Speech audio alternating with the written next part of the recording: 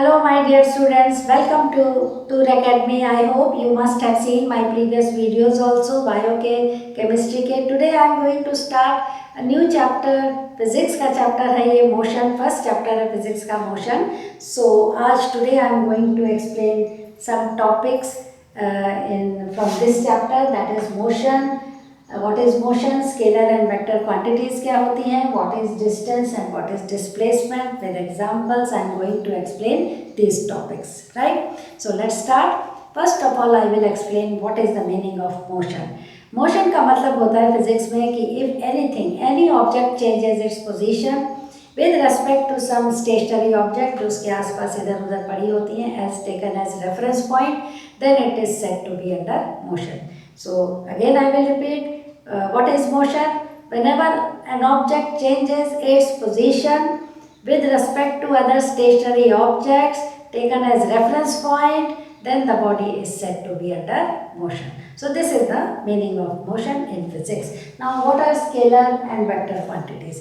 जब भी आप कोई क्वांटिटी फिजिक्स में करते हैं या तो वो स्केलर क्वांटिटी होती है या तो वो वेक्टर क्वांटिटी होती है. तो साथ में जितने भी अभी हम क्वांटिटीज करेंगे, स्पीड करेंगे, वेलोसिटी करेंगे, एक्सेलरेशन करेंगे, उन सब में उनके साथ ही I will tell you whether it is a scalar quantity और vector quantity.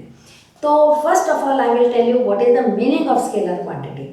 Scalar quantities are those which have magnitude but irrespective of direction but not the direction.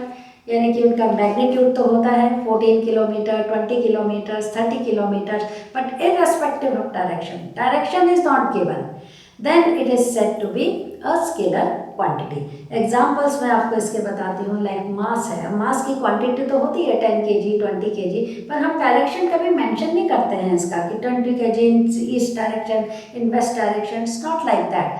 So mass is a scalar quantity. Volume is also a scalar quantity. इसके अलावा temperature है, distance है, speed है. These are some of the scalar quantities which we are going to explain in this chapter. उसके बिल्कुल opposite होती है vector quantities. Vector quantities are those in which mass as well as the direction is mention, जिसमें mass भी है, magnitude भी है, magnitude as well as the direction. Those quantities are known as vector quantities.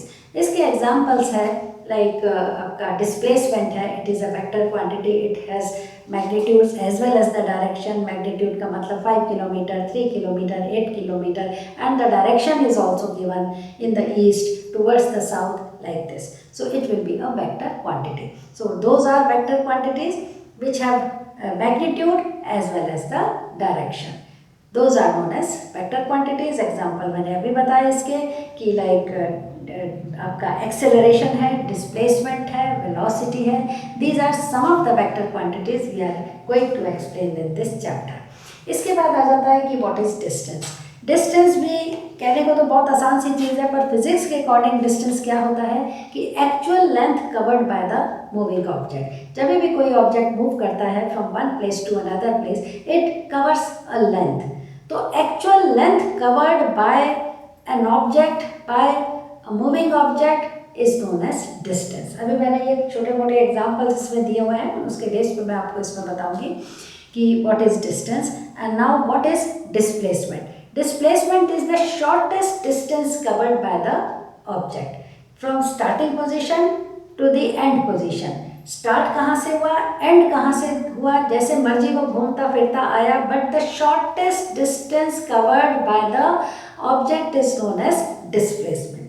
ये दोनों जो quantities हैं, distance and displacement, आपकी क्लियर होंगी on the basis of these examples. अब इसमें देखिए कि there is an object, it starts from A से स्टार्ट होके it goes towards the B की तरफ जाता है, and it covers the length 5 kilometre की लेंथ कवर करता है. From B to C it covers 3 kilometres, and उसके बाद ये ए से सी तक इसने कवर किया है 4 kilometre. This is the initial point, this is the final point. Now find out the distance covered by this object and the displacement covered by this object. तो distance तो इसने कितना कवर किया, 5 किलोमीटर प्लस 3 किलोमीटर. यहाँ आके ये रुक गया, ठीक है. ए बी सी पे आके ये रुक गया. So total length covered by this object is 5 + 3 that is 8 kilometres. तो इस ऑब्जेक्ट का डिस्टेंस तो हुआ, distance is equal to total length इसने कितनी कवर करी 5 kilometre + 3 kilometre, 5 + 3 = 8 kilometres. On the other hand इसका डिस्प्लेसमेंट क्या हुआ, डिस्प्लेसमेंट तो शॉर्टेस्ट डिस्टेंस इसका क्या था from A to C, although it is going from A से पहले B चला गया, B से फिर C आ गया, लेकिन इसने टोटल अपनी जगह से अपना डिस्प्लेस कितनी हुई, A पे था, in the end it has come to C, यानी कि A से लेके C तक ही तो इसने डिस्प्लेसमेंट किया, यानी कि अपनी पोजीशन चेंज करी। ऑल्दो यहाँ से घूम के ऐसे आया तो उससे हमें कोई मतलब नहीं है, पर इसका जो इसने अपनी पोजीशन चेंज करी, जो शॉर्टेस्ट डिस्टेंस इसने कितना कवर किया, A पे था, C पे आ गया, दैट इज 4 किलोमीटर। सो इसका डिस्प्लेसमेंट कितना हुआ 4 kilometre, right. So in this way you can explain the meaning of distance and displacement. इसमें एक और एग्जाम्पल मैंने आपको ये बताया है, और इस एग्जाम्पल में मैं सेम जो आपका ग्राफ है वो लिया है कि an object starts from A and it goes to B तक ये जाता है, एंड B के बाद ये C पे आता है, और C के बाद ये 0 पे वापस जहाँ से स्टार्ट किया था इसने पोजीशन, जहाँ से इसकी ओरिजिनल पोजीशन थी, इनिशियल पोजीशन थी, वहीं पर ये वापस आ जाता है। It starts from A and comes back at A only, A से स्टार्ट करता है और A पे ही वापस आता है। अब इसमें आपने बताना है कि what is the distance covered by the object and what is the displacement. तो डिस्टेंस तो आपको मैंने बताया कि actual length covered by the object. तो एक्चुअल लेंथ कितनी है इसकी, A से B तक it has covered 5 kilometre length cover करी इसने, B से C तक it has covered 3 kilometre, and C से लेके A तक वापस ये आ गया अपने ओरिजिनल पोजीशन पे, but it has covered 4 kilometres. तो total length covered by the object will be 5 + 3 + 4 is equal to 12 kilometers, right? So this is the distance. तो distance इसने कितना कवर किया 5 + 3 + 4 is equal to 12 kilometers. Now what is the displacement? अब इसने A से start किया and it has come back at A only. तो इसका मतलब shortest distance from A to A 0 हो गया. It means कि displacement from A to A से स्टार्ट हुआ वापस A पे आ गया, तो shortest distance तो कुछ हुआ ही नहीं ना, A से स्टार्ट किया था और वापस A पे आ गया। So from A to A no distance is covered, वापस उसी पोजीशन पे आ गया। So इसका डिस्प्लेसमेंट कितना हुआ, ये तो डिस्प्लेस हुआ ही नहीं, जहाँ से चला था वहीं तो आ गया वापस, सो कोई डिस्प्लेसमेंट तो हुआ ही नहीं, अपनी जगह तो बदली ही नहीं इसने, सो डिस्प्लेसमेंट विल बी 0।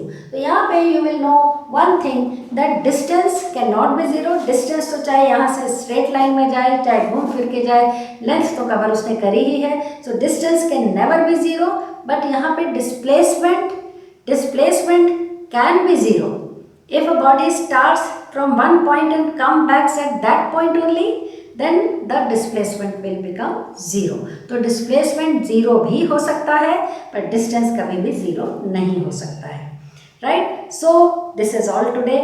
और यहाँ पर मैं आपको एक बात और बता देती हूँ कि अभी इन्हीं के बेस पे हम आगे फर्दर और वीडियोस में आपको बना के पब्लिश करूँगी, और on the basis of this एक क्वेश्चन भी आपका मैं आपको बताती हूँ, अगर आप उसको सॉल्व कर देंगे right in my comment section, नहीं तो नेक्स्ट वीडियो में उसका आंसर मैं बता दूँगी। एंड वो है क्वेश्चन लाइक सिंपल सा, differentiate between scalar and vector quantity एक तो है, और दूसरा है differentiate between distance and displacement. तो ये दो क्वेश्चन आपने अब मेरे कमेंट सेक्शन में इसके आंसर लिखने हैं। पहला तो है डिफरेंस बिटवीन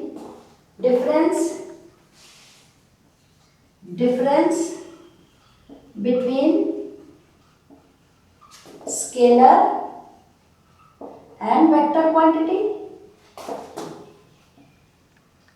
right? एंड दूसरा जो आपका क्वेश्चन मैं आपको दे रही हूँ, this is question number 1। Question number 2 is difference between distance and displacement. ठीक है, सो आज ये दो क्वेश्चन इस पे बन गए इंपॉर्टेंट क्वेश्चन। एग्जाम्पल मैंने बता दिए, आपको किसी भी बुक में इनके आंसर मिल जाएंगे, एनसीईआरटी के भी क्वेश्चन हैं ये। So please try to find out the answers of these two questions. Question number 1 is differentiate between scalar and vector quantity and differentiate between distance and displacement. और आपको अगर नहीं समझ में आते हैं तो write down in my comment section, आप पूछ सकते हैं. I will explain the answers. So this is all about today. Thank you so much for watching my video. If you like the video, please share it, subscribe it, and thank you so much again.